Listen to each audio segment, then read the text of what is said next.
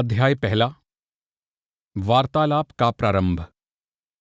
तारीख, महीने या साल का तो मुझे याद नहीं, क्योंकि मैंने कभी इनकी आवश्यकता नहीं समझी। किंतु इतना याद जरूर है कि एक बार सर्दी की छुट्टियों में लाहौर के डिस्ट्रिक्ट और सेशंस जज राय बहादुर मुन्ना लाल अपने कुछ दोस्तों के साथ हमेशा की तरह परम संत हुजूर महाराज बाबा सावन सिंह जी के चरणों में अपनी छुट्टियां बिताने आए थे। उनके साथियों में लाहौर हाईकोर्ट के मशहूर वकील बैरिस्टर राय रोशनलाल थे, जो किसी जमाने में आर्य समाज की पंजाब प्रतिनिधि सभा के सभापति रहे थे। दूसरे लाहौर के मलेरिया विशेषज्ञ डॉक्टर बाबा हरनाम सिंह थे।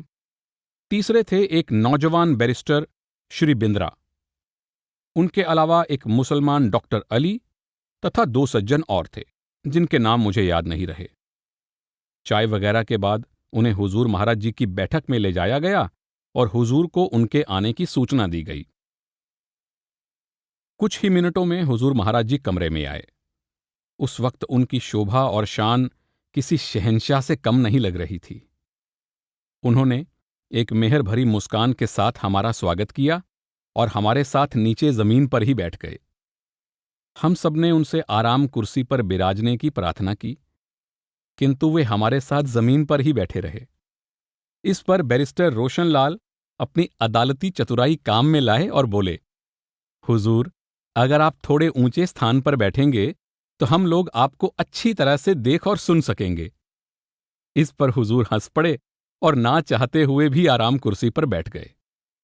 ओह, उनकी मधुर मुस्कान कितनी आकर्षक और लुभावनी थी, उसका वर्णन हो ही नहीं सकता। उनके उठने बैठने, हंसने बोलने, हर बात में अपूर्व कशिश और शांति झलकती थी। शुरू में कुछ इधर उधर की बातों के बाद राय रोशनलाल ने सीधा वो विषय छेड़ दिया जो उनके मन में था। उन्होंने पूछा, हुजूर, आपके मत की क्या शिक्षा है? इससे पहले कि हुजूर महाराज जी कुछ बोलें, नौजवान बैरिस्टर बिंद्रा बीच में ही पूछ बैठे, हमने सुना है कि आप परमात्मा में विश्वास नहीं करते और उसकी जगह अपने गुरु की पूजा करते हैं। हुजूर ने जवाब दिया, बहुत शुक्रिया, ये सवाल करके आपने मेरा काम बहुत आसान कर दिया है, क्योंकि एक तरह से आपने हमारे मत के दो मूल सिद्धांतों की पुष्टि की है। हम परमात्मा में केवल विश्वास ही नहीं करते, बल्कि यहां तक मानते हैं कि मुक्ति और सच्चा सुख तब तक नहीं मिल सकता जब तक मनुष्य की आत्मा उस परमात्मा में लीन नहीं हो जाती, जो कि परम आनंद का समुद्र है, पूर्ण ज्योति, ज्ञान और सुख का स्रोत है। संतमत परमात्मा से शुरू होता है और परमात्मा में ही खत्म होता है। नौजवान बैरिस्टर बीच में ही बोल पड़ा, ये तो बड़े ताज्जुब की बात है। आपके मत के बारे में तो चारों ओर कितनी झूठी अफवाहें फैली हुई हैं। महाराज जी ने फरमाया, औरों के साथ तो और भी बुरी बीती। संसार ने ईसा मसीह, कबीर साहब, मंसूर आदि के साथ क्या किया? सर्दी की ठिठुरती रात में लोगों ने गुरु नानक देव जी को कसूर शहर के किसी मकान में घुसने तक नहीं दिया। वो रात उन्हें एक कोढ़ी की फूस की झोंपड़ी में बितानी पड़ी, जिसका कोढ़ उन्होंने सुबह होते ही दूर कर दिया। सुकरात की तरह उन पर भी लोगों के दिमाग को दूषित करने का इल्जाम लगाया गया था। राय रोशनलाल ने कहा, सब सुधारकों की तकदीर में यही रहता है। आर्य समाज के संस्थापक स्वामी दयानंद जी को भी जहर दे दिया गया था। नौजवान बैरिस्टर ने पूछा, राधा स्वामी शब्द का क्या मतलब है? महाराज जी ने उत्तर दिया, मैं इस विषय को बाद में लूंगा, पहले मुझे संतमत के खास खास सिद्धांतों को स्पष्ट कर लेने दें। अच्छी बात है, मैं आपका सवाल पहले ही ले लेता हूं। राधा स्वामी परमात्मा का नाम है, जैसे उसके और कई नाम हैं। राधा का मतलब है आत्मा और स्वामी का अर्थ है कुल मालिक। करीब करीब सभी संतों महात्माओं ने मालिक को स्वामी कहकर पुकारा है। गुरु अर्जुन देव जी कहते हैं, ऊंच अपार बेअंत स्वामी, कौन जाने गुण तेरे। कबीर साहब ने भी उसे स्वामी कहा है। केवल राधा शब्द, जिसका अर्थ आत्मा है और जिसका मालिक खुद परमात्मा है, उसके जोड़ देने से ये सब गलतफहमी पैदा हो गई। बाबा हरनाम सिंह जी ने पूछा, आपके और गुरु नानक देव जी के मत में क्या अंतर है? हुजूर ने फरमाया, कुछ भी नहीं। गुरु नानक साहब, कबीर साहब, दादू साहब, पलटू साहब, तुलसी साहब, जगजीवन साहब, शम्स तबरेज, मौलाना रूम, ख्वाजा हाफिज, मंसूर, बाबा फरीद तथा दूसरे संतों ने, चाहे वे किसी भी देश, कौम या मजहब के क्यों न रहे हों, उसी एक सत्य का उपदेश दिया है। सिद्धांत, तरीके और उपदेश हमेशा वही रहते हैं, सिर्फ कुंजी कुछ समय के बाद एक घर से दूसरे घर में चली जाती है। एक कवि ने कहा है कि परमात्मा अपने आप को कई रूपों में इसलिए प्रकट करता है कि अच्छी होते हुए भी पुरानी प्रणाली कहीं संसार को गुमराह ना कर दे। अंतर के द्वार खोलने की कुंजी एक बार कबीर साहब के घर में थी, उसके बाद वो गुरु नानक देव जी के पास आ गई, जहां वो 10 पीढ़ियों तक रही। उसके बाद वो तुलसी साहब के पास पहुंची और वहां से सेठ शिव दयाल सिंह जी यानी कि स्वामी जी महाराज के पास आ गई। ये कुदरत का कानून है कि कुछ समय के बाद परिवर्तन जरूरी हो जाता है। आप देखेंगे कि इतने बड़े संतों के अनुयायी भी उनकी असली शिक्षा को बिल्कुल भूले बैठे हैं, हालांकि उन संतों को इस दुनिया से गए कुछ ही सदियां गुजरी हैं। आत्मिक अभ्यास के तरीकों का, जो उन संतों की शिक्षा का सार था, आज उनके अनुयायियों को जरा भी पता नहीं है। अब संतमत की ओर आइए। ये कोई नया मार्ग नहीं है, ये उतना ही पुराना है जितना कि संसार। ये इंसान के साथ ही पैदा हुआ है। हर समय में, हर मुल्क और कौम के लिए परमात्मा की प्राप्ति का वही एक मार्ग रहा है। संत हर युग में, हर देश में आते रहे हैं। उनके जीवन की रहनी या तरीके अपने देश या समय के अनुसार या अपने मुल्क की रीति रिवाजों, मौसम या अन्य विशेषताओं के अनुसार एक दूसरे से भिन्न हो सकते हैं, पर उनकी शिक्षा सदैव एक ही रहती है, चाहे वो संस्कृत में हो, चाहे फारसी, हिब्रू, चीनी या अरबी में। वे किसी नए धर्म, संप्रदाय या समाज की शुरुआत नहीं करते और ना ही वे किसी धर्म ग्रंथ या मत से बंधे हुए होते हैं। वे लोगों को उनकी सीधी सादी भाषा में उपदेश देते हैं और अपने शिष्यों को आदेश देते हैं कि वे उसी धर्म और समाज में रहें जिसमें पैदा हुए हैं। धर्म परिवर्तन से या मजहब बदलने से परमात्मा नहीं मिलता। संतों ने कभी कोई मजहब नहीं बनाया। उनके अनुयायी ही उनके चोला छोड़ने के बाद अपने आप को छोटे छोटे टुकड़ों या हिस्सों में बांट लेते हैं और नए धर्म चला देते हैं। संत कभी किसी तरह के रीति रिवाज या कर्मकांड का आदेश नहीं देते, न ही वे कोई खास वेशभूषा या रहन सहन बताते हैं। आपको संसार त्यागने या बीवी बच्चों को छोड़ने का उपदेश नहीं दिया जाता।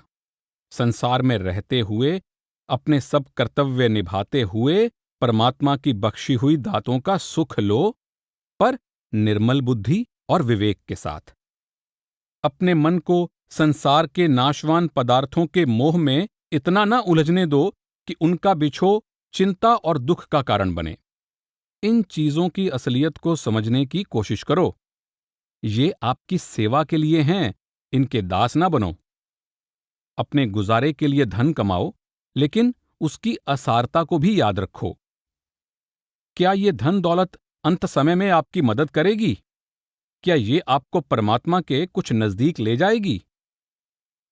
ईसा मसीह ने कितने स्पष्ट शब्दों में बताया है कि धन दौलत परमात्मा की प्राप्ति में कितनी बड़ी बाधा है। फरमाया है, किसी अमीर आदमी द्वारा परमात्मा के देश में प्रवेश पाने से सुई के नाके में से एक ऊंट का निकल जाना कहीं ज्यादा आसान है। ये संसार के पदार्थों का मोह ही है जो हमें बार बार नीचे खींच लाता है और जन्म मरण के चक्कर में डाल देता है। संसार में रहो, पर संसार के ना बनो। अपने सब कार्य करो, पर निर्लिप्त मन से। हाथ काम करने में लगे हों और मन परमात्मा में बसा हो। मन को निर्लिप्त रहने की आदत डालो। ये कोई बहुत मुश्किल काम नहीं है। दिन भर अपने दुनियावी फर्ज अदा करो, किंतु रात में कुछ घंटे अपने काम के लिए नित्य दो। नौजवान बैरिस्टर ने कुछ हंसते हुए और कुछ गंभीरता से पूछा, क्या हम जो करते हैं वो सब हमारा काम नहीं है? हुजूर महाराज जी ने जवाब दिया, नहीं, दिन रात 24 घंटे जो कुछ आप करते हैं वो आपका अपना काम नहीं है। जरा एक क्षण इस विषय पर विचार करें। आपका सबसे ज्यादा समय अपने बीवी बच्चों के लिए धन कमाने में जाता है। कुछ समय अपने रिश्तेदारों और दोस्तों की सेवा में बीत जाता है। आप रोजाना कुछ वक्त अपने शरीर की देखभाल में लगाते हैं, पर एक दिन ये शरीर भी आपको छोड़ देगा। आप ये शरीर नहीं हैं। इस मिट्टी के तन को एक दिन छोड़ना ही पड़ेगा और इसे आग में जला दिया जाएगा या जमीन में दफना दिया जाएगा। आपका निज कार्य तो अपने आप को उबारना, अपनी आत्मा को नरक की यातना से बचाना और उसे वापस मालिक के घर ले जाना है। बैरिस्टर ने पूछा, क्या नरक और स्वर्ग सचमुच होते हैं? महाराज जी ने जवाब दिया, हां, वे उतने ही सच हैं जितना आज आपका और मेरा यहां मौजूद होना। बैरिस्टर रोशनलाल बोले, मेरे मित्र, इन बातों को बाद में पूछ सकते हैं। अभी तो हम संतमत के मूल सिद्धांतों को और परमात्मा की प्राप्ति के लिए बताए गए संतों के मार्ग को समझना चाहेंगे। हुजूर महाराज जी ने फरमाया, संतमत बहुत सरल है। ये बताता है कि मनुष्य पर जितने कष्ट और मुसीबतें आती हैं वे इसलिए आती हैं कि हम परमात्मा से अलग हो गए हैं। उनका एकमात्र यही इलाज है कि हम वापस परमात्मा से जा मिलें। ये संसार हमारा असली घर नहीं है। ये आत्मा तो परम आनंद और चेतनता के उस समुद्र की एक बूंद है जिससे बिछुड़े हुए इसे करोड़ों साल हो गए हैं। ये तो इस पराये देश में परदेसी की तरह है। यहां इसके समान इसकी जात का कुछ है ही नहीं। ये परमात्मा के नूर की एक निर्मल चमकती हुई किरण है जो मिट्टी, पानी और कीचड़ में फंस गई है। यूं समझिए कि मिठाई और पत्थर एक ही बर्तन में भर दिए गए हैं। ये असमानता ही इसके दुखों और मुसीबतों का मूल कारण है। जब तक आत्मा वापस अपने घर पहुंचकर मालिक से नहीं मिल जाती, तब तक इसकी दुर्गति और मुसीबतों का अंत नहीं होता। संत जोर देकर कहते हैं कि इसके लिए आपको अपने शरीर से बाहर जाने की जरूरत नहीं। मनुष्य शरीर जीते जागते परमात्मा का मंदिर है। 9 दरवाजे वाले इस मंदिर में ही परमात्मा रहता है। बाहर ना कभी किसी ने उसे पाया है, ना कभी कोई पा सकेगा। सब साधु, संत और महात्मा जिन्होंने परमार्थ की खोज की है, मानते हैं कि खुदा की बादशाहत तेरे अंदर है, तू उसे वहीं ढूंढ। मुक्ति पाने के लिए कहीं बाहर जाने की जरूरत नहीं। मनुष्य का शरीर खुद एक सूक्ष्म ब्रह्मांड है जिसका बनाने वाला भी इसी के अंदर है।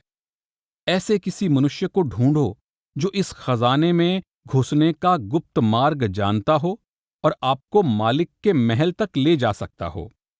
उसे आप गुरु, उस्ताद, शिक्षक या दोस्त कहें या किसी और नाम से पुकारें। वो नौजवान फिर बीच में बोला, ये तो आप गुरुडम का उपदेश दे रहे हैं। किसी बुद्धिमान मनुष्य को गुरु धारण करने की क्या जरूरत है? महाराज जी मुस्कुराए और बोले, बेशक आप एक बुद्धिमान पुरुष हैं, लेकिन क्या सब कुछ आप अपने आप ही सीख गए? आप कानून पढ़ने यूरोप क्यों गए? मनुष्य पैदा होते ही अपने आप सब कुछ नहीं सीख जाता। किसी ना किसी को उसे चलना, बोलना, खाना, पहनना और खेलना तक सिखाना पड़ता है। बचपन से लेकर बड़े होने तक वो सिखाने वालों अथवा शिक्षकों को अपनाता रहता है। उस शिक्षक को आप माँ, बाप, भाई, बहन, मित्र या सहपाठी कह सकते हैं, किंतु स्कूल या कॉलेज जाने से पहले आपने सब कुछ उससे सीखा है। स्कूल पहुंचने पर आपको गुरुमुखी पढ़ाने वाला एक गुरु मिला तो दूसरा हिंदी पढ़ाने वाला, और इसी प्रकार उर्दू, फारसी, अंग्रेजी, गणित, इतिहास, भूगोल आदि पढ़ाने वाले गुरु मिले। कॉलेज पहुंचने पर आपको विज्ञान, फिलॉसफी, अर्थशास्त्र, कानून, इंजीनियरिंग वगैरह पढ़ाने वाले शिक्षक मिले। हर विषय के लिए आपको एक अलग शिक्षक चुनना पड़ा। जब आप बड़े हो गए तो आपके दोस्त और आपके उच्च अफसर आपके गुरु बन गए। इस तरह और सब बातें सीखने के लिए तो आपको कोई ना कोई गुरु अपनाना ही पड़ा। फिर आप सबसे अधिक कठिन विषय यानी आत्मा और परमात्मा के विज्ञान को बगैर गुरु के सीखने की उम्मीद कैसे कर सकते हैं? राय रोशनलाल ने बीच में ही कहा, हुजूर, गुरुडम ने हमारे समाज को बहुत नुकसान पहुंचाया है। इसका फायदा उठाकर बहुत से ढोंगी गुरु सीधे सादे लोगों को ठगते रहते हैं। ये सच है, हुजूर ने कहा, पर इसके अलावा और कोई रास्ता भी नहीं है। परमात्मा का यही विधान है। सभी संतों ने पूर्ण गुरु धारण करने की आवश्यकता पर जोर दिया है। गुरु नानक देव जी कहते हैं, याद रखो, गुरु के बिना कोई मुक्ति नहीं पा सकता। कबीर साहब कहते हैं, बिना गुरु के तुम्हारा दान पुण्य और माला जपना सब व्यर्थ है। मौलाना रूम कहते हैं, सावधान, बगैर मुर्शिद के इस राह में कदम ना रखो। रास्ते में बहुत से डर और खतरे हैं जिनसे तुम्हें केवल कामिल मुर्शिद यानी पूर्ण गुरु ही बचा सकता है। अगर तुम अक्लमंद हो तो अकेले सफर ना करो, अपने साथ कोई रहबर यानी मार्गदर्शक ले लो। राय रोशनलाल पुराने जमाने के कायस्थों की तरह फारसी के बड़े अच्छे विद्वान थे। उन्होंने हुजूर महाराज जी द्वारा दिए गए मौलाना रूम के उद्धरणों को बहुत पसंद किया। हुजूर कहते गए, इस विषय पर मौलाना रूम दूसरी जगह कहते हैं, अगर तू खुदा के पास बैठना चाहता है तो किसी खुदा के बंदे के पास जाकर बैठ। अगर तू काबे की यात्रा पर जा रहा है तो किसी रहनुमा यानी रास्ता बताने वाले को साथ में ले। किसी ऐसे शख्स को साथ में ले जो खुद वहां गया हो, फिर चाहे वो हिंदू हो, तुर्क हो या अरब। उसके रंग रूप की तरफ ना देख, सिर्फ रास्ता बताने की उसकी ताकत को देख। परमात्मा और परमार्थी बातों का ज्ञान किसी परमात्मा तक पहुंची हुई हस्ती की मदद के बिना प्राप्त नहीं हो सकता। जो अंदर के ऊंचे आत्मिक मंडलों में प्रवेश करना चाहता है, जो मालिक की दरगाह में पहुंचना चाहता है, वो जरूर किसी रहबर की जरूरत महसूस करेगा। पर जो इस अंदर के सफर पर जाना ही नहीं चाहता, वो अपनी इच्छा अनुसार कुछ भी धारणाएं बना सकता है। राय रोशनलाल ने कहा, यह सच है, पर धूर्त मनुष्यों के द्वारा अक्सर लोग ठगे जाते हैं। महाराज जी ने फरमाया, इसमें कोई शक नहीं। संतों ने खुद हमेशा खोजियों या जिज्ञासुओं को ऐसे लोगों से सावधान किया है। रूमी कहते हैं, शैतान अक्सर कामिल फकीरों के भेष में रहता है, इसलिए अपना हाथ उस रहबर के हाथ में ना दो जिसकी आजमाइश यानी परख ना की हो। जैसे एक चिड़ीमार पक्षियों को अपने जाल में फंसाने के लिए चिड़ियों जैसी बोली बोलता है, उसी तरह ठग और धूर्त भी भोले जीवों को फंसाने के लिए संतों के तरीके अपना लेते हैं और संतों से चुराई गई वाणी बोलते रहते हैं। इसलिए गुरु को चुनने में बहुत सावधानी बरतनी चाहिए। डॉक्टर हरनाम सिंह ने कहा, हुजूर, मेरा तो विश्वास है कि मनुष्य को पवित्र जीवन बिताना चाहिए और जहां तक हो सके अपने संगी साथियों का भला करना चाहिए। किसी भी प्राणी को दुख या नुकसान नहीं पहुंचाना चाहिए। ईमानदारी से अपनी रोजी रोटी कमानी चाहिए और जितनी बन सके उतनी इंसान की सेवा करनी चाहिए। पूजा और ध्यान का यही सबसे अच्छा और ऊंचा तरीका है। मैं नहीं सोचता कि और किसी भी चीज की जरूरत है। हुजूर ने जवाब दिया, परमार्थ के मार्ग में साधक की 4 अवस्थाएं होती हैं। पहली, कर्मकांड या शरीयत, यानी अच्छे कार्य करना, जैसा संसार के सब धार्मिक ग्रंथों में बताया गया है। दूसरी, उपासना या तरीकत, यानी किसी कामिल गुरु के आदेश और मार्गदर्शन के अनुसार परमार्थ के कार्य करना, मन और इंद्रियों को वश में करना तथा अपने आप को ध्यान वगैरह दूसरी आध्यात्मिक क्रियाओं में लगाए रखना। तीसरी है भक्ति या मार्फत, यानी परमात्मा के प्यार में इतने लीन हो जाना कि सिवाय उसके और किसी बात की फिक्र ही ना रहे। चित्त से संसार और संसार के पदार्थों के सब ख्याल दूर हो जाएं, पांचों विकार खत्म हो जाएं, मन और इंद्रियां वश में आ जाएं और संसार के सुखों तथा इंद्रियों के भोगों की तृष्णा दूर हो जाए। चौथी है ज्ञान या हकीकत, यानी सत्य या हकीकत को जानना और परमात्मा के साथ एक हो जाना। पवित्र और नेक जीवन परमात्मा की प्राप्ति के लिए बहुत जरूरी है, किंतु इसके आगे किसी और भी चीज की जरूरत है। अगर एक आदमी दिन भर तश्तरियों और प्लेटों को मांजता रहे और उन्हें खाने की मेज पर सजाता रहे, लेकिन उनमें खाने के लिए कुछ भी ना रखे, तो क्या उसकी भूख मिट जाएगी? नेक और सेवापूर्ण जीवन बिताना बर्तनों को साफ करने के समान है। इससे मन पवित्र होता है और ऊंचे मंडलों की चढ़ाई के लायक हो जाता है। पर मन से गंदगी को निकाल देना ही जिंदगी का अंतिम उद्देश्य नहीं है। मन को पवित्र क्यों किया जाता है? सिर्फ इसलिए कि कोई अपवित्र या गंदी चीज मालिक के दरबार में प्रवेश नहीं कर सकती। मन के पवित्र हो जाने के बाद भी इसे ऊपर की यात्रा पर ले जाने के लिए कुछ और कदम भी उठाने पड़ेंगे। इसके लिए परमात्मा को प्राप्त हुई किसी हस्ती से मार्गदर्शन लेना पड़ेगा, नहीं तो ये जन्म मरण का चक्कर समाप्त नहीं होगा। पवित्र जीवन बिताने और पुण्य कर्म करने का फल यही होगा कि मनुष्य अगले जन्म में राजा, महाराजा, रईस या कौमों मुल्कों का नेता बन जाएगा, या देवता और फरिश्ते के रूप में उसे किसी स्वर्ग में प्रवेश मिल जाएगा। परंतु फिर भी वो 84 के चक्कर में ही रहेगा।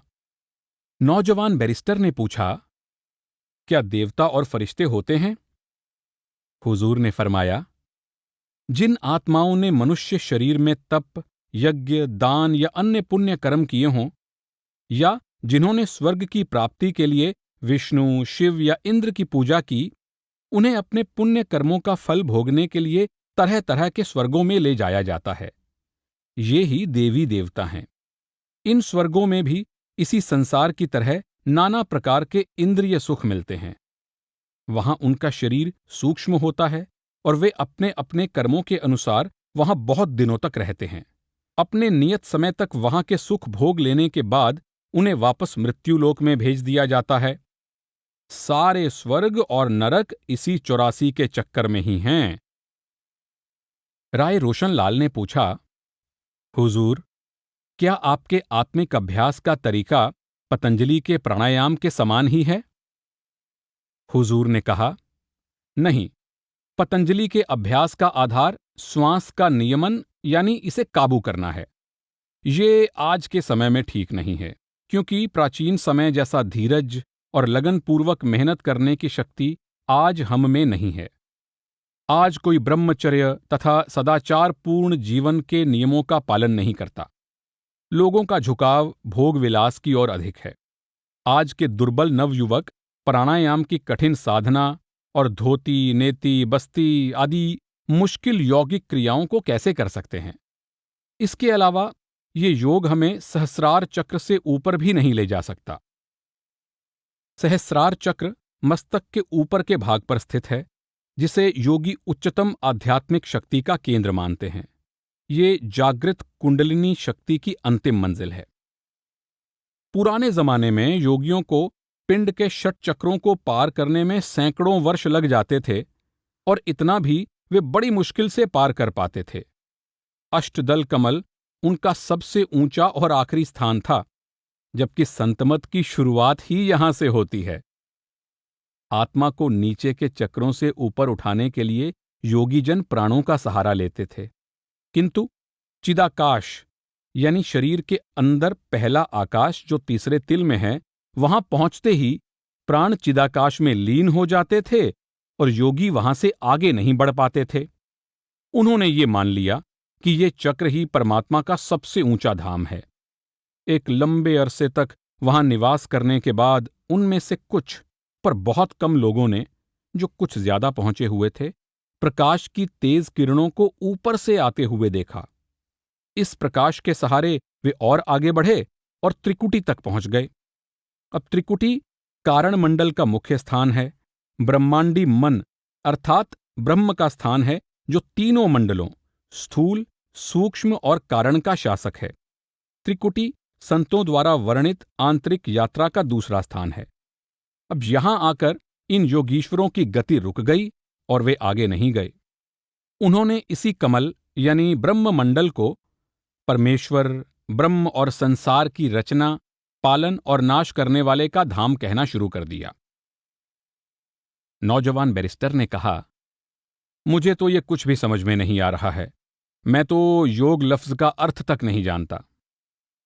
हुजूर ने फरमाया, मैं आपको ये सब समझा दूंगा, पर गुरु धारण करने के खिलाफ आपके तर्क का आपका ये कथन खुद ही सबसे बड़ा जवाब है। बैरिस्टर ने कहा, हुजूर, मैं अपना कथन वापस लेता हूं। हुजूर महाराज जी ने कहा, ये योग शब्द संस्कृत भाषा के युज धातु से बना है, जिसका अर्थ है मिलाना या जोड़ना।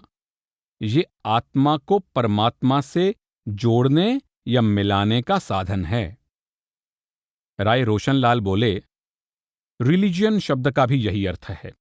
लैटिन भाषा में री का मतलब वापस है और लेगर का अर्थ है जोड़ना।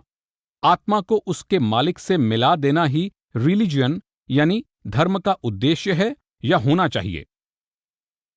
महाराज जी ने कहा, मन और इसकी तरह तरह की क्रियाएं ही परमात्मा की प्राप्ति के मार्ग में सबसे बड़ी रुकावट हैं। योग का ध्येय इन रुकावटों को दूर करना है। पतंजलि ऋषि ने अपने प्रसिद्ध ग्रंथ योग सूत्र में योग की परिभाषा करते हुए कहा है कि योग वो साधन है जिससे चित्त वृत्तियों को रोका जा सके और मन की सब क्रियाओं को वश में लाया जा सके। बैरिस्टर ने पूछा, हुजूर, चित्तवृत्तियां क्या होती हैं? हुजूर महाराज जी ने फरमाया, चित्तवृत्ति का अंग्रेजी में अनुवाद करना बहुत मुश्किल है। चित्त अंतःकरण यानी मन का वो भाग है जिस पर चीजों की छाप या अक्स यानी प्रतिबिंब पड़ता है। वृत्तियां वे बदलती हुई अवस्थाएं या जल्दी जल्दी होने वाली हलचलें या लहरें हैं जो चित्त की सतह को विचलित करती हैं। मन की सतह पर निरंतर उठने वाली इन तूफानी लहरों को रोकना ही योग का काम है। ये मन की सब क्रियाओं को ठहराना और सब सोच विचार को रोकना है। बैरिस्टर ने कहा, हुजूर, आप सब चीज कितनी खूबसूरती से समझाते हैं और कितनी सरल भाषा में। शुक्रिया बेटा, हुजूर ने कहा। मुझे खुशी है कि आपको ये आसान मालूम होती है। योग और असल में सभी आध्यात्मिक तत्वों को बातों से समझना या समझाना बड़ा मुश्किल है। राय रोशनलाल ने पूछा, आपके और पतंजलि के मार्ग में क्या अंतर है? हुजूर ने कहा, हम सुरत शब्द योग का अभ्यास करते हैं। इस शब्द को उपनिषदों में अनाहत शब्द और वेदों में उद्गीत यानी ऊपर से आने वाला गीत कहा गया है। मुसलमान फकीरों ने इसे सुल्तान उल अज़कार यानी शब्दों का शहंशाह कहा है। ये बहुत आसान है और हर देश या धर्म के स्त्री और पुरुष इसका अभ्यास कर सकते हैं। 6 साल का बच्चा भी इसका अभ्यास कर सकता है। इस अभ्यास में हम अपने बाहरी द्वारों को बंद कर लेते हैं और मन को उस शब्द के साथ जोड़ते हैं जो माथे में, आंखों के पीछे मीठी धुनकार दे रहा है। ये दिव्य ध्वनि मधुर संगीत के रूप में परमात्मा के धुर धाम से निकलती है और अपने रास्ते में तमाम नीचे के मंडलों में चेतना और स्फूर्ति भरती हुई मनुष्य के मस्तक में आंखों के पीछे अपना सदर मुकाम बना लेती है। ये परमात्मा और मनुष्य के बीच में सीधी कड़ी है। इस धुन को पकड़कर हम सीधे अपने असली घर पहुंच सकते हैं। संसार के शुरू में हम इसी स्थान से उतरकर आए थे। बाइबल में इस शब्द या धुन को वर्ड कहा गया है। जॉन 1 में हम पढ़ते हैं, शुरू में शब्द था, शब्द परमात्मा के साथ था और शब्द ही परमात्मा था। सब कुछ उसने ही बनाया और जो कुछ भी बना वो उसके बिना नहीं बना। यूरोपियन धर्म पुरुषों ने इसे लॉगोस कहा है। गुरु नानक देव जी इसे शब्द कहते हैं। वे कहते हैं, शब्द ने पृथ्वी बनाई और आकाश बनाया, सूरज, चांद और तारे शब्द ने बनाए। ये हमारे विश्व का बनाने वाला है और सबके हृदय में गूंज रहा है। कुरान का कथन है कि कुन ने सारी दुनिया को बनाया है। कुन ईश्वरीय आदेश है, अर्थात शब्द जो सृष्टि का सृजन करता है। स्वामी जी महाराज कहते हैं, शब्द ने तीनों लोक बनाए। शब्द ने अंड, ब्रह्मांड, 7 द्वीपों और 9 खंडों की रचना की है। शब्द ने ही तीनों गुणों को और सब जीवों को पैदा किया है। शब्द शरीर में धुनकार दे रहा है। अपनी आत्मा को उसके साथ जोड़ो। सब देशों के संतों ने अपने ग्रंथों में इसका वर्णन किया है। ऋग्वेद का कथन है, यावद ब्रह्म विष्टितम तावती वाक, अर्थात जितना विस्तृत ब्रह्म है उतनी ही विस्तृत वाणी है। अर्थात जहां जहां परमात्मा है वहां वहां शब्द है। शतपथ ब्राह्मण भी यही कहता है, वाक व ब्रह्म, यानी वाणी ही ब्रह्म है। दूसरे शब्दों में शब्द ही परमात्मा है। इसी वक्त महाराज जी का नौकर अंदर आया और बोला, हुजूर, कुछ यूरोपियंस आए हैं और अंदर आने की इजाजत चाहते हैं। हुजूर महाराज जी उसका मतलब समझ गए और बोले, मेहरबानी करके अपने यूरोपियंस को अंदर ले आ।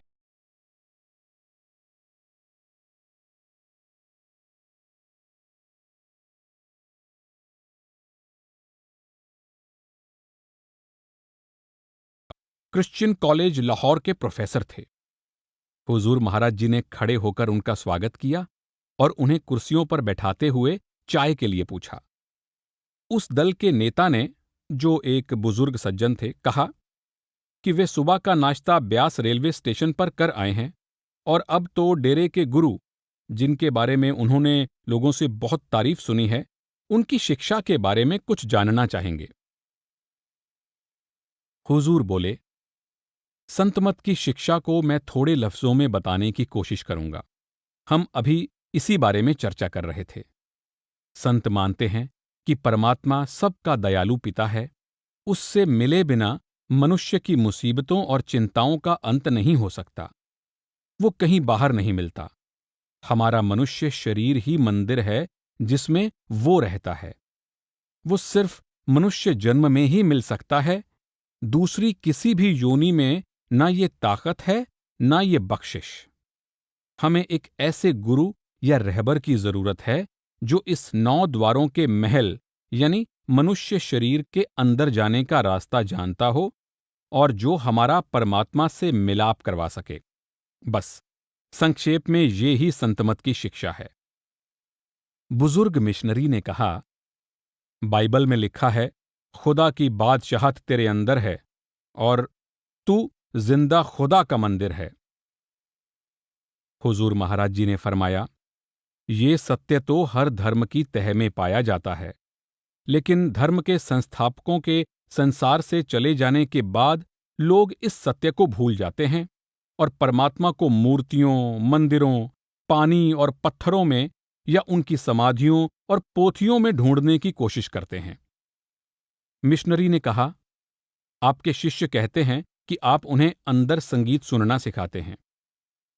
हुजूर ने उनसे कहा, संत अपने शिष्यों को वो वर्ड या शब्द सुनना सिखाते हैं जिसके बारे में बाइबल का कथन है कि वो शुरू में था, वो परमात्मा के साथ था और परमात्मा था और उसने सब चीजों को, कुल आलम को पैदा किया है। मिशनरी ने कहा, वो वर्ड ही ईसा मसीह हैं। हुजूर ने फरमाया, हैं नहीं पर थे। ईसा मसीह देहधारी शब्द थे, यानी वर्ड मेड फ्लैश। वो अपने समय के मुर्शिद थे और जो उनकी शरण में आए उनको वो अपने परमपिता के धाम ले गए। पर क्या वो आज आपको सिखा सकते हैं कि अपने शरीर के अंदर जाकर परमात्मा को कैसे पाया जाए? इसके लिए आपको एक जीता जागता गुरु चाहिए, एक जीता जागता ईसा मसीह, जिनके पास आप जा सकें, जिनसे मिल सकें, बात कर सकें, जिन्हें प्यार कर सकें और जिनके साथ आप अपनी कठिनाइयों के बारे में बातचीत कर सकें, अपने शक और संदेहों को हल कर सकें और जिनसे 9 दरवाजों वाले इस मंदिर रूपी शरीर में, जिसमें आप निवास करते हैं, जाने का मार्ग मालूम कर सकें। क्या आपको मालूम है कि इस शरीर में कौन से दरवाजे से प्रवेश किया जाए? आंखों के जरिए, नाक के जरिए, कान या गले के रास्ते से या किन्हीं नीचे के द्वारों से? केवल एक जीता जागता गुरु ही हमारी सहायता कर सकता है और मालिक के मिलाप के लिए तरसती और तड़पती आत्माओं की मदद और रहनुमाई के लिए इस संसार में वर्ड यानी शब्द हमेशा देह रूप में मौजूद है। यहीं लोग गलती कर बैठते हैं। एक गुरु जो हजारों साल पहले चोला छोड़ चुके हैं, आज आपको दीक्षा नहीं दे सकते और न ही आपकी मदद कर सकते हैं। लेकिन लोग इतने लकीर के फकीर हैं कि वे सत्य को सुनने को तब तक तैयार नहीं होते जब तक कि वो उनको अपने सीखे हुए ढंग से या उनके विश्वास के ग्रंथों से ना समझाया जाए। आत्माओं को वापस अपने पास लाने के लिए परमात्मा ने अपने पुत्र को सिर्फ 2000 वर्ष पहले ही नहीं भेजा था, बल्कि इस काम के लिए वो अपने पुत्रों को हर समय भेजता रहता है। कबीर साहब ने कहा है, संत ना होते जगत में जल मरता संसार। अंदर के मार्ग में इतनी उलझने और खतरे हैं कि आपको हर कदम पर गुरु की सलाह और मदद की जरूरत पड़ती है। महान संत रूमी कहते हैं, जो बिना मुर्शिद के अंदर जाता है उसे शैतान की फौज गुमराह करके गहरे अंधेरे कुएं में डाल देती है। जब काल या शैतान जीवित गुरु के शिष्यों को भी उनके गुरु का रूप बनाकर ठगने और गुमराह करने की कोशिश करता है, तो फिर उन बेचारों का क्या हाल होगा जिन्होंने ऐसे गुरु को धारण किया है जिसे उन्होंने कभी देखा ही नहीं और जो हजारों साल पहले मर चुका है। क्या आप अपनी बीमारी का इलाज ऐसे डॉक्टर से करा सकते हैं जिसको गुजरे बहुत समय हो गया हो? क्या उसकी लिखी किताबें आपकी जांच कर सकती हैं? आपको तो उसकी खुद की राय और हर वक्त निजी देखभाल चाहिए। कभी आपको उसे आधी रात को बुलाना पड़ता है क्योंकि सुबह तक ना मालूम आपका क्या हाल हो। क्या एक कन्या उस गुजरे हुए आदमी से शादी कर सकती है जिसकी तस्वीर उसने कभी किसी पुरानी पुस्तक में देखी है? क्या एक वकील जो मर चुका है आपको कानूनी सलाह देने के लिए आ सकता है? 2000 साल पहले दयालु पिता ने अपने पुत्र को जीवों के उद्धार के लिए भेजना ठीक समझा था। क्या वो उसे आज फिर नहीं भेज सकता? क्या उसका प्यार और उसकी दया अब ना रही या दुनिया की हालत बदल गई है? राम जो हजारों साल पहले इस दुनिया में आए थे, क्या वे आगे आने वाले हर समय के लिए, सदा के लिए काफी हैं? नहीं मेरे दोस्तों, नहीं। परमात्मा के प्यार का समुद्र सूख नहीं गया है। वो हमेशा लहराता और उमड़ता रहता है। उसके प्यारे पुत्र यानी संत हमेशा इस संसार में मौजूद रहते हैं। संसार उनसे कभी खाली नहीं होगा। यही परमात्मा का विधान है। मिशनरी पार्टी के एक नौजवान सदस्य, जो मुझे बाद में पता लगा कि मिशन कॉलेज के प्रोफेसर थे, बोले, ये सब बिल्कुल वाजिब और ठीक मालूम देता है। क्या आपका मार्ग अष्टांग योग जैसा ही है? हुजूर ने फरमाया, नहीं, हमारा मार्ग उससे बहुत आसान है और अभ्यासी को उससे कहीं ऊंचे मंडलों में ले जाता है। हम प्राणायाम का अभ्यास नहीं करते। नौजवान बैरिस्टर ने पूछा, ये अष्टांग योग क्या चीज है हुजूर? हुजूर महाराज जी ने जवाब दिया, पतंजलि की योग विधि को ही अष्टांग योग कहते हैं। अष्ट का मतलब है 8 और अंग का अर्थ है भाग या हिस्से। बैरिस्टर ने अर्ज की कि क्या हुजूर इसे खोलकर समझाएंगे? हुजूर ने फरमाया, 8 अंग ये हैं। पहला, यम यानी वे बुरी आदतें जिन्हें छोड़ देना चाहिए। दूसरा है नियम, वे अच्छी आदतें जिन्हें अपनाना चाहिए। तीसरा, आसन यानी बैठने के खास तरीके या ढंग। चौथा है प्राणायाम यानी सांस की साधना। पांचवां है प्रत्याहार यानी अंतर्मुख हो जाना, यानी चित्त वृत्तियों को दुनिया से मोड़कर अंदर समेट लेना। छठा है धारणा यानी चित्त को एकाग्र करना। सातवां है ध्यान यानी लगातार एक चीज का ध्यान या चिंतन करना।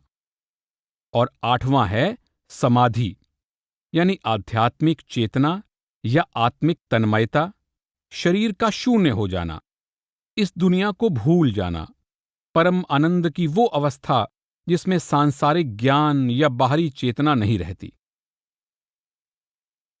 पहले 5 बाहरी और आखिरी 3 आंतरिक अभ्यास हैं। क्या आप चाहते हैं कि मैं इनका और खुलासा करूं या इतना ही काफी है? नौजवान पादरी ने कहा, मैं आजकल योग शास्त्र का अध्ययन कर रहा हूं, कृपा करके इस विषय पर कुछ और प्रकाश डालें। हुजूर ने कहा, यम 5 हैं। यम लफ्ज का मतलब है बंद करना, काबू करना या अधीन कर लेना। साधना में इन्हें निषिद्ध कर्म यानी ना करने योग्य कर्म कहा गया है। इनका सब कोई पालन करके लाभ उठा सकते हैं। ये सब धर्मों में समान रूप से मिलते हैं। ये इस प्रकार हैं। पहला है अहिंसा यानी किसी भी जीव को विचार, वाणी या कर्म से भी दुख ना पहुंचाना। दूसरा है सत्य यानी कभी झूठ ना बोलना। तीसरा है अस्तेय यानी कभी भी किसी चीज को लेना या चुराना नहीं। चौथा है ब्रह्मचर्य यानी किसी को वासनामय दृष्टि से नहीं देखना, मन, वचन, काया से पवित्र रहना। और पांचवां है अपरिग्रह यानी जरूरत से ज्यादा चीजों का संग्रह और कामना ना करना, त्याग, मन, वचन, कर्म से लालच को छोड़ना। इन अच्छे और पवित्र नियमों का सबको पालन करना चाहिए। ये परमार्थ की सीढ़ी की पहली पैड़ियां हैं जिनके बिना परमात्मा की प्राप्ति संभव नहीं। परमार्थ में तरक्की के लिए ऊंचा नैतिक जीवन बहुत जरूरी है। मैं नहीं समझता कि ऊपर बताए गए संयमों की पुष्टि में कुछ कहने की जरूरत है। सभी धर्म इन्हें अपनाने के पक्ष में हैं। जो जीव हिंसा करता है या किसी के शरीर, मन या भावनाओं को चोट पहुंचाता है, वो सख्त दिल, निर्दयी, अन्यायी और अत्याचारी बन जाता है। उसमें हैवानियत और जंगली आदतें आने लगती हैं। शिकार करने वाले जानवर जंगली और खूंखार होते हुए भी प्रायः स्वभाव से डरपोक होते हैं। दूसरी तरफ घास फूस खाने वाले जानवर यानी सांड, हाथी वगैरह हिम्मत वाले, निडर और निश्चिंत होते हैं। जबानी हिंसा यानी निंदा, चुगली, ईर्ष्या या दूसरों की बुराई, और मानसिक हिंसा यानी जलन, दुश्मनी या किसी का बुरा सोचना भी उतनी ही खराब हैं जितनी कि कर्म से हिंसा। इसी तरह जो झूठ बोलता है वो अपने हृदय को काला करता है। वो योग साधना के लायक नहीं। उसे कायरता, झिझक और अपने कर्तव्य से भागने की आदत पड़ जाती है और वो सही प्रकार से सोच भी नहीं सकता। जो आदमी दूसरे की चीजों को चुराता है वो उनके बुरे कर्मों का बोझ तो अपने सर पर ले ही लेता है, बल्कि उसके मलिन विचार, बुरी आदतें और उन बुरी बीमारियों को भी अपने ऊपर ले लेता है जो उसकी काम में ली गई चीजों के साथ आती हैं। एक चोरी को छिपाने के लिए चोर को दूसरे कई पाप और अपराध करने पड़ते हैं। छल, कपट और ठगी उसके स्वभाव में आ जाती है। काम और विषय वासना परमार्थ की जड़ें ही काट देती हैं। कबीर साहब कहते हैं, जैसे प्रकाश और अंधकार एक साथ एक जगह नहीं रह सकते, उसी तरह काम और परमात्मा का प्यार दोनों एक हृदय में नहीं रह सकते। जो ही काम हृदय में आता है, परमात्मा का नाम वहां से हट जाता है। काम वासना परमार्थ के मार्ग में सबसे बड़ी रुकावट है। किसी तरह के संग्रह की इच्छा ना करना अपरिग्रह है। योगी को भिक्षा पर गुजारा नहीं करना चाहिए और ना समाज के ऊपर बोझ बनना चाहिए। संतों ने अपनी कमाई पर गुजर बसर करने पर बहुत जोर दिया है। अब नियमों की ओर आएं। इन्हें विहित कर्म या करने योग्य कर्म कहते हैं। वे आदर्श जिन पर आचरण करना चाहिए, ये भी 5 हैं। पहला है शौच या स्वच्छता। आपका शरीर साफ रहना चाहिए। आपके रहने का स्थान, आपके पहनने के कपड़े, आपके खाने का भोजन शुद्ध और साफ होना चाहिए और आपके विचार पवित्र होने चाहिए। दूसरा है संतोष या सब्र। अपने हिस्से में जो आए या जो भाग्य में लिखा है उस पर खुश रहना। इसका मतलब ये नहीं कि कोई अपनी तरक्की के लिए कोशिश ना करे, बल्कि असंतोष और बेसब्री की भावना को दूर करना है। वास्तव में हमारी जरूरतें ही कितनी हैं, पर फिर भी धनी से धनी मनुष्य भी और अधिक वस्तुओं की कामना करता है। तीसरा है तप या कठोर आत्मसंयम। इंद्रियों का दमन करना, सर्दी गर्मी, भूख प्यास, धूप छांव, सुख दुख, प्यार और घृणा, अमीरी गरीबी, तंदुरुस्ती बीमारी, हानि लाभ आदि को शांति और समभाव के साथ सहना, ये साधक को बड़ा आत्मबल प्रदान करती हैं, जिसके सहारे वो दुख और मुसीबतों में भी अपना संतुलन बनाए रख सकता है। चौथा है स्वाध्याय या धार्मिक और आध्यात्मिक ग्रंथों का अध्ययन। इसमें साधु संतों का सत्संग सुनना भी आ जाता है। और पांचवां है ईश्वर प्राणिधान, यानी परमात्मा में अटूट विश्वास रखना और अपने आप को उसकी मौज पर छोड़ देना। परमात्मा के एजेंट की तरह काम करते रहना और अपने कर्मों के फल की चिंता ना करना। हुजूर महाराज जी कहते चले गए, भक्ति व प्रेम के मार्ग के अनमोल लाभों की ओर ना जाकर अगर मनुष्य सिर्फ इन यम नियमों का ही ईमानदारी से अभ्यास करता चला जाए तो वो सिद्ध पुरुष हो जाता है और उसमें अलौकिक शक्तियां आ जाती हैं। जैसे अगर एक आदमी हर कीमत पर सच बोलता रहे और सत्य की भावना उसके रोम रोम में इतनी समा जाए कि स्वप्न में भी उसके मुख से असत्य न निकले, तो उसे वाक सिद्धि प्राप्त हो जाती है। अर्थात जो कुछ वो कहता है वो पूरा होकर ही रहता है। नौजवान बैरिस्टर ने कहा, ये तो बहुत अच्छा है, मैं भी इसकी कोशिश करूंगा। हुजूर, मुझे ये सिद्धि कितने समय में मिल सकती है?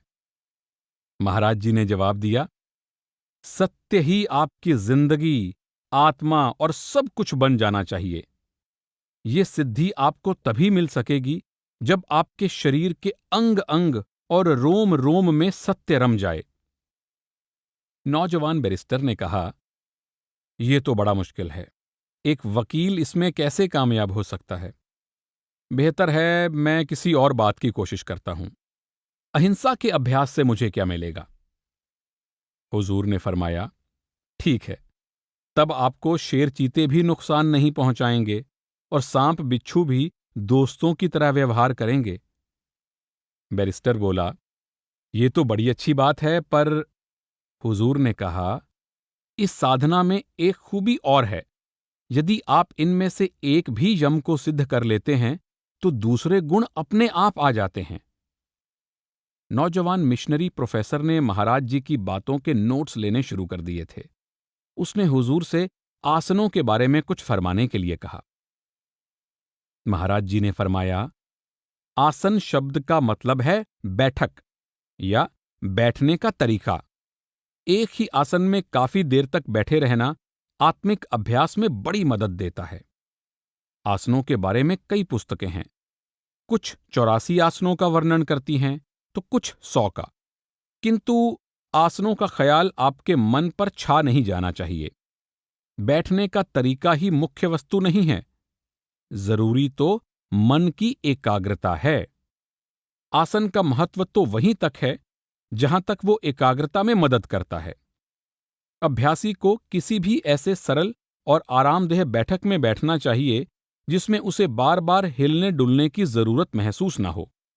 बार बार हिलने डुलने और बैठक बदलते रहने से एकाग्रता की प्राप्ति नहीं हो सकती।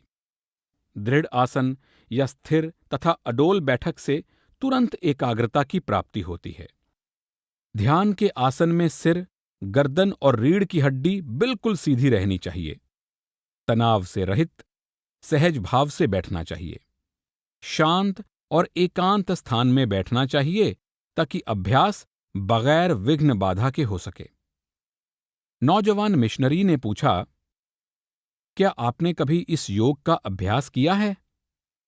हुजूर ने जवाब दिया, हां, अपने संत सतगुरु के मिलने से पहले कुछ समय तक किया था, लेकिन मेरे एक मित्र के काफी जोर देने पर मैंने छोड़ दिया। वे अभ्यास में काफी तरक्की कर चुके थे, लेकिन इसके कारण बीमार रहने लगे थे। मिशनरी ने अर्ज की, हुजूर, यदि आपको अनुचित ना लगे तो क्या आप कृपा करके कुछ आसन करके बता सकेंगे? हुजूर ने पूछा, आपको किस आसन में रुचि है? मिशनरी ने जवाब दिया, किसी खास में नहीं। हुजूर ने फरमाया, योगी अक्सर पद्मासन या सिद्ध आसन में बैठते हैं। पद्म का मतलब है कमल। इस आसन में अभ्यासी जमीन पर बैठकर दाईं एड़ी को बाईं जांघ पर और बाईं एड़ी को दाईं जांघ पर रखता है। उसके बाद दाहिने पैर का अंगूठा पीठ के पीछे से दाहिने हाथ में थाम लिया जाता है और बाएं पैर का अंगूठा बाएं हाथ से। शुरू शुरू में ये आसन कुछ मुश्किल है, पर थोड़े अभ्यास के बाद काफी आसान हो जाता है। सारे आसन साफ और खाली पेट करने चाहिए। सिद्ध आसन इससे कुछ आसान है। उसमें अभ्यासी उसी तरह यानी जमीन पर बैठता है, किंतु बाईं एड़ी नीचे की दो इंद्रियों के बीच में रखता है तथा दायां पैर बाईं एड़ी पर रखता है और दोनों हाथों को घुटनों पर रखता है। योग हमेशा किसी ऐसे योगी की देखरेख में करना चाहिए जो अपने विद्या का पूर्ण जानकार हो और जो योग की करीब करीब सभी विधियों को सिखाने में समर्थ हो। योगियों में ये एक पुरानी कहावत चली आ रही है कि जो केवल किताबें पढ़कर योग साधना शुरू करता है वो बीमारियों को न्योता देता है और अपनी उम्र घटा लेता है। हुजूर महाराज जी ने आगे फरमाया, प्राणायाम एक दोधारी तलवार है जो एक तरफ तो बेहद लाभ पहुंचा सकती है और दूसरी तरफ ऐसा नुकसान जिसकी कोई पूर्ति ना हो सके। इससे लाभ लेते हुए मैंने कुछ बिरले लोगों को ही देखा है और नुकसान बहुत लोगों को हुआ है। नौजवान मिशनरी ने कहा, लोग कहते हैं कि योगी की आयु बहुत लंबी होती है। हुजूर ने उत्तर दिया, इतना ही नहीं बल्कि उसे और बहुत सी सिद्धियां प्राप्त हो जाती हैं और वो कई चमत्कार कर सकता है। वो जहां चाहे वहां फौरन जा सकता है, जो भी चाहे वो कहीं से भी मंगवा सकता है। वो बहुत भारी या बहुत हल्का, बहुत लंबा या बहुत छोटा बन सकता है। ऐसी 8 मुख्य सिद्धियां हैं, पर हमारा मकसद उन्हें प्राप्त करना नहीं है और उन्हें प्राप्त करने का मार्ग भी बहुत लंबा और कठिन है। मिशनरी बोला, किंतु आप तो इन्हें अवश्य सिद्ध कर सकते थे। आपने इनको छोड़कर ये नया मार्ग क्यों अपनाया? हुजूर महाराज जी ने फरमाया, क्योंकि जहां तक परमात्मा की प्राप्ति का सवाल है, योग हमें बहुत दूर नहीं ले जा सकता। इस योग की सबसे ऊंची और आखिरी मंजिल चेतन मंडल में सहस्रार है, जो कि संतमत की सबसे पहली मंजिल है। मिशनरी ने पूछा, हमें यह कैसे विश्वास हो कि उनकी आखिरी मंजिल आपकी पहली मंजिल है? हुजूर महाराज जी ने कहा, सारे योग शास्त्र इस बात की तायीद यानी पुष्टि करते हैं। योगी सबसे नीचे के चक्र, मूल चक्र यानी गुदा चक्र पर ही ध्यान धरते रहे और इसे सिद्ध करने में अपनी जिंदगी बिताते रहे। इस चक्र के ऊपर 5 चक्र और हैं। अगर ये उन सब पर भी पहुंच जाएं, तो उन्हें हकीकत की कुछ झलक या छाया ही दिखाई देगी, असली चीज नहीं। यहां उन्हें शरीर की देखभाल करने वाले कुछ देवता ही मिलेंगे। इनके ऊपर अंड के 6 चक्र हैं और अंड के ऊपर ब्रह्मांड के 6 चक्र हैं। इनमें से सबसे ऊंचा धाम सतलोक है, जो अमर, अविनाशी, स्थायी और प्रलय महाप्रलय से परे परमात्मा का निवास स्थान है। सृष्टि के शुरू में आत्मा यहीं से उतरकर नीचे आई थी और अब वापस वहीं जाना चाहती है, क्योंकि आत्मा की बैठक 6ठे चक्र में है। ये इसी स्थान से अपने घर की ओर चढ़ाई शुरू कर सकती है। ये क्यों अपनी बैठक से उतरकर सबसे नीचे के चक्र में आए और क्यों नीचे के चक्रों को तय करने की लंबी और थकाने वाली यात्रा शुरू करे? चढ़ाई शुरू करने का स्थान जितना नीचे होगा, सफर उतना ही लंबा और मुश्किल होगा। 6ठे चक्र से कुछ ऊपर सहस्रार में पहुंचकर योग मार्ग का अभ्यासी थक गया और उसने इसी स्थान को परमात्मा का सबसे ऊंचा धाम समझ लिया। योगी इससे आगे जाने में असमर्थ थे। संत यहीं से अपनी शुरुआत करते हैं। उनका साधन बहुत सहज और सरल है और अभ्यासी को सबसे ऊंचे मंडल में ले जाता है। वो मंडल प्रलय की पहुंच से परे है। वहां पहुंचना ही हमारा ध्येय होना चाहिए। पिंड के 6, अंड के 6 और ब्रह्मांड के 5 चक्र नाशवान हैं। कुछ प्रलय में नष्ट हो जाते हैं तो कुछ महाप्रलय में। केवल सतलोक ही अविनाशी है, प्रलय महाप्रलय से परे है। इतने में बीबी रली आईं और बोलीं कि कभी का 1 बज चुका है और दोपहर के खाने में काफी देर हो रही है। हुजूर ने अपनी जेब घड़ी निकाली और कहा, ओह, वक्त 1 से ऊपर हो गया। आप लोगों को इतनी देर तक रोके रखने का मुझे अफसोस है। फिर मुझसे फरमाया, इन्हें नई कोठी, जिसे आजकल गेस्ट हाउस कहते हैं, वहां ले जाइए और इनके खाने का इंतजाम कीजिए। मिशनरियों और राय रोशन लाल की तरफ मुड़कर बोले, हमारा डेरा जंगल में है, शहर या दुकानों से दूर। यहां कोई भी बढ़िया चीजें नहीं मिलती हैं, सो तुच्छ और सादे भोजन के लिए आप हमें माफ करें। उन सब ने हुजूर महाराज जी को उनकी दिलचस्प, स्पष्ट और प्रेरक बातों के लिए धन्यवाद दिया और कहा कि इस आत्मिक भोजन के बाद उन्हें सांसारिक भोजन की कोई भूख महसूस नहीं हो रही है।